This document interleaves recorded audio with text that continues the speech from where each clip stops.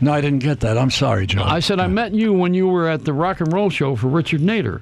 Yes. And you were in the front row at Madison Square Garden cheering on all the oldies acts. I just loved it. I loved it. Every opportunity I have to do that, I do. And your wife was there? Your wife was there, too? Sandy goes all the time with And we had me. a wonderful time. Now, Madison Square Garden, they have the Rangers, right? Mm-hmm. Oh, what's that music? Is that Danny singing? That's Danny singing, yes. Can you raise it volume a little so I can hear it? It came out of nowhere.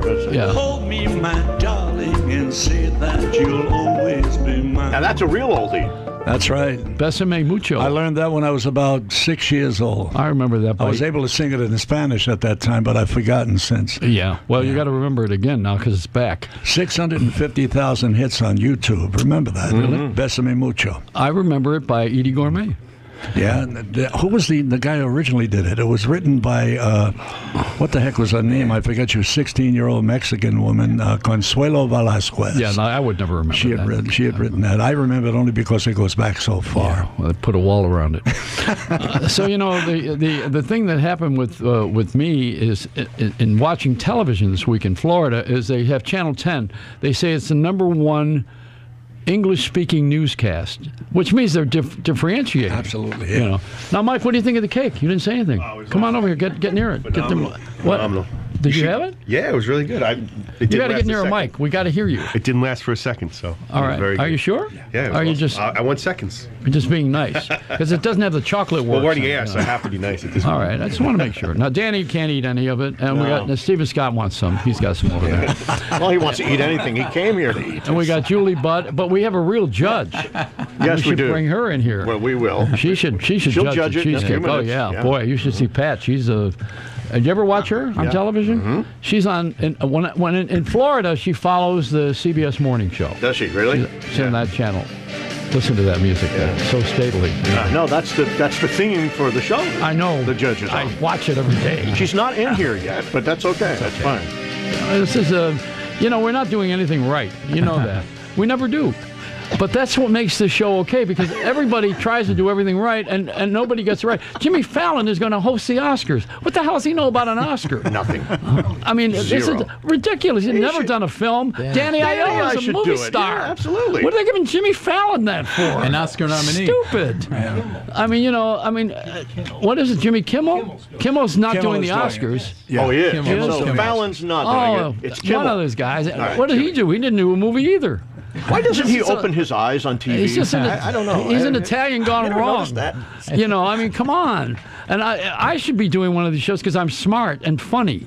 These guys are not even that. They have no talent to do this kind of thing.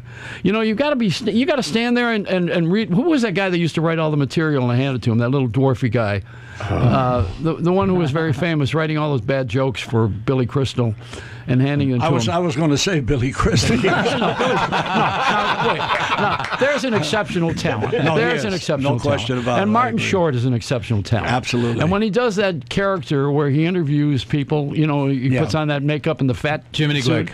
that is unbelievable. I mean, these are talented people. Yes. And yet they got all these yusses because they know Lorne Michaels, who got an American award. How do they give him an American award? He's a Canadian. What the hell do they get him? The Maple Leaf Award? This world sure done gone crazy. It's like when we had the Paquito fight downstairs here. I went to that fight and the hockey game broke out.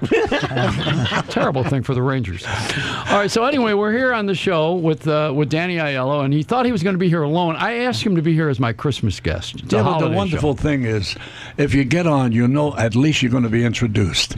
That's about it. There are 95 people waiting to go on, so their names are going to be announced, and we're all splitting after that, right? Have I got anything else to say after Hi, Joey, and that's it? It's a 1-hour show. I know, baby. You got to all fit in. All right. Joe, let me say that you're the voice of New York. You know that. Continue to be. And you're right. You're absolutely right. You should be on. And WABC is a fine station. I have nothing wrong to say about it, but they're remiss in not allowing you to have a more plum time, let me say. Not that this is bad. 9 o'clock on a Sunday night is wonderful. You probably have a wonderful listening audience, but more people should be hearing you. Well, I mean, let's face it. How many guys do I know that are doing a radio talk show that ran an entire Hollywood studio? You did, Joey. Well, I don't know, but did. you know, I definitely am older guy. You know, they don't like older people. But you look kind of good to me. You look like you're the Hollywood. You have some sort of a Hollywood look on your face. Are you tan? He's got a tan. That's not makeup, is it? I go to Florida every week. Look at you. You look like you're 35 years old, for God's sake. Well, you know what I do? I have a picture of Dick Clark in the attic. He uses Trump's tanning guy. Yeah.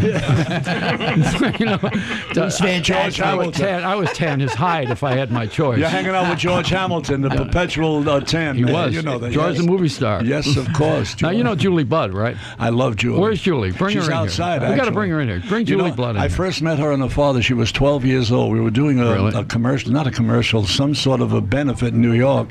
And she was sitting on my knee at the age of 12, and it's the first time I met her. Oh, she's gorgeous. And she was singing at that time. Now, Julie, As get she over is here. now. Get on here. Now, you know, Julie, when I used to, she would not do the show like you. You phoned it in last time. And I begged you to come and do it because I love you. That's why. I know you do. And I told you It's a that. heterosexual love, but not that there's anything wrong with you. No. You know. Well, I just keep my tongue in my mouth when I kiss you. Hi, Julie. What did you do? Oh, God. So Julie Budd is here. Now, Julie used to also phone it in. I always wanted her on the air, and she would never show up. Not unless Herb was with her, you know, Herbie Bernstein. No, I would never show up unless I was in my nightgown. Yeah, that's right. She came. Excellent. You know, she came in pajamas. And her laugh comes with it. Yeah. And Julie is one of the best performers in history and in rock and roll and everything else, you know. So the Ed Sullivan Show. That was this here is the Ed Sullivan Show for millennials. We have a very big show. Please welcome the Beatles. Now, of course, you know, he had to pepper the show with somebody very contemporary, but meanwhile he had the mainstays. Yeah. And Julie Budd, who does a drop-dead impression of many people. I'm so pleased to have you here, and I want to plug your record before we. Thank you. Somebody took it and hit Yeah, it. where did it go? And they ran off with it. already. Remembering Mr. Sinatra. Yeah, it's his birthday tomorrow, you know. Yes, I know. So we're going to all go to Patsy's and try to scam a meal from Sal. Well, you know, I worked with Mr. Sinatra when I was 16. Well, you were sitting on Danny Aiello's lap and working with At the age Sinatra. of 12. At the age of 12. You're a very busy lady. I got around. You 12-year-old hussy. How many you. laps did you do? I mean, you were like a swimmer. He was great he was wonderful to work with, though. Yeah. Yeah. Well, you know, I'm friends with Keely Smith.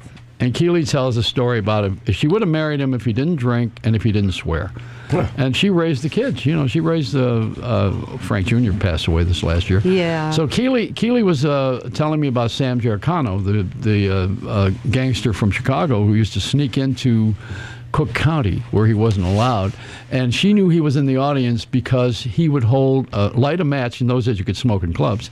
He would light a match under his face and she could see him and knew that he was there in the crowd. That's her story. You know, Right, told me right, that. right. But, you know, you do a great impression of Barbra Streisand, too, Julie. No. I want to hear you sing. You do? Yeah. Okay, well, I hope you'll enjoy. Are you going to do something live? No. You won't do anything live. We got to play live. some. You know what? I could play that track again.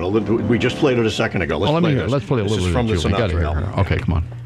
Where is it? Mr. Sinatra, Remembering Mr. Sinatra. It's a That's track right. from Julie Budd's album.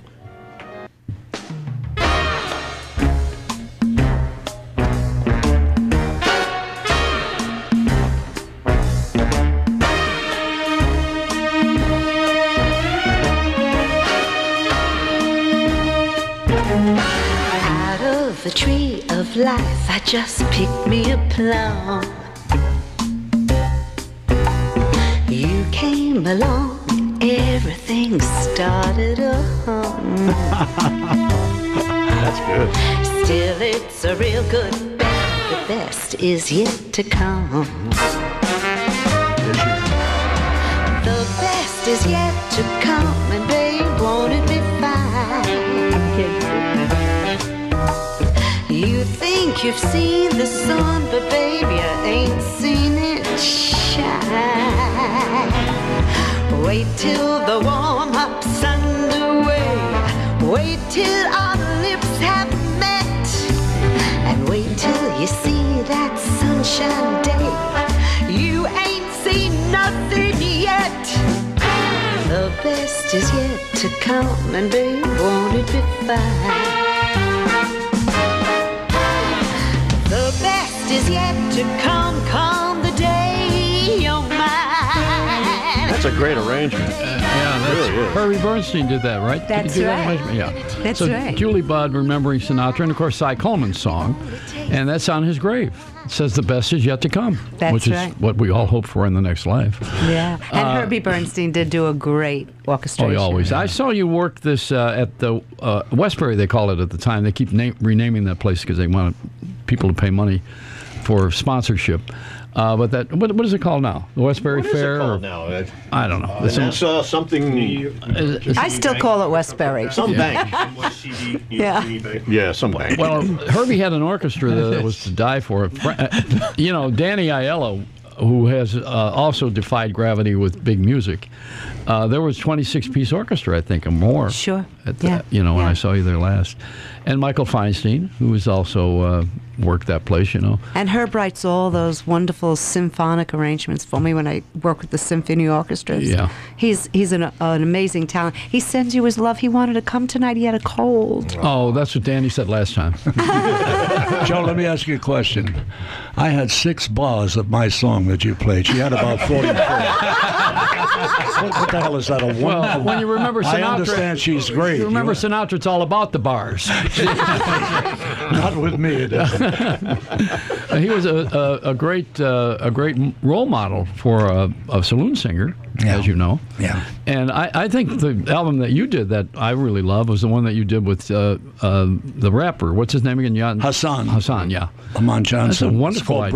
Bridges. It's great. Yeah, it's good. It's good.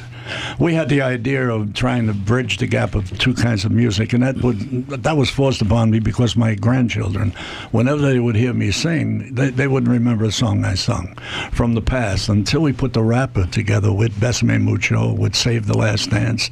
Then they began to understand the songs I was singing, and it was a way of teaching them about songs from the past because I put a rapper in it. Although I must admit, I hate rap. And he knew it going in. I hated it, especially gangster rap. But some of it is acceptable, but I find very little acceptable. Well, the thing that I think I mentioned this before, but I'm going to repeat myself. Watching the parade from Macy's this year, they had all of these theme floats, and not any one of them had the music that related to the float. It was all about trying to reach the youth market by doing the music of this generation exclusively. It's called pop songs. Yeah. You know, they can call it if they want to call it, but it's mostly it's not as melodic, and it doesn't have the hooks and the things that I'm used to. Mm-hmm. So I guess, you know, we just have to change. Everything's changed. True. Otherwise, we'd all be with the Pilgrims. You know, I mean, something got different. I love the idea that you guys are together because you're 2 of my favorite people. Oh, and I love Danny Aiello and Julie Budd, even though you're not Italian, Julie, you're all right. Hey, I'm from Brooklyn. Yeah, that doesn't count. Close. It doesn't count. Yeah, Park Slope. So, you know, Danny here, who is a movie star, we still don't understand why. I always corner you with this, and I don't mean to be irreverent, but I don't know why you're not on the films. I mean, we love you in the films. Well, you're great.